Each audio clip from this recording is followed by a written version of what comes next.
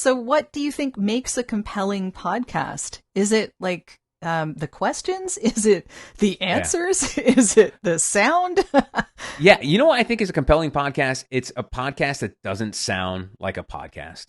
And I know that's a really goofy answer, but if it sounds like two people talking or three people talking, and they're having this conversation that there's a genuine back and forth of information, that's what makes the best podcast. I always tell people, and this is something I learned from radio, if you prep 10 questions for an interview, if you use one of them, that means that was a good interview.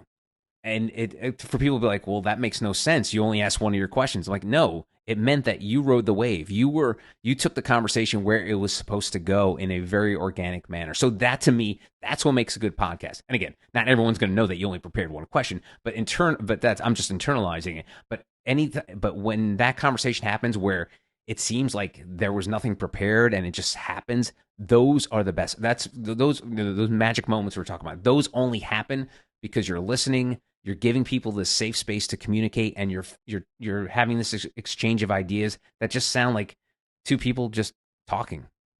Yeah, I love it. Yeah. And it's hard to do, actually.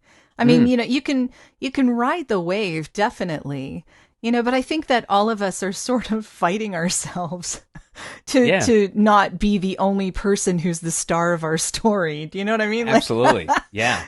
But that's why listening's big. Yeah, Jodi, that's why listening is such a big part of it, because exactly. if your guest is giving you things that you didn't plan on talking about, take those gifts and use those, and then forget everything that you've prepared to talk about. Unless there's like some major thing you know at the end of the interview, be like, oh, hey, listen, before we wrap things up, I really got to ask you this question.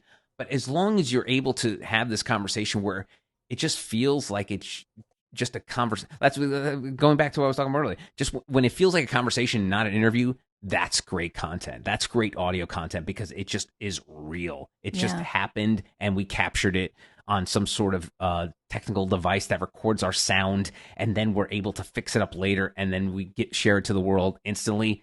That's pretty freaking awesome. It is. Yeah.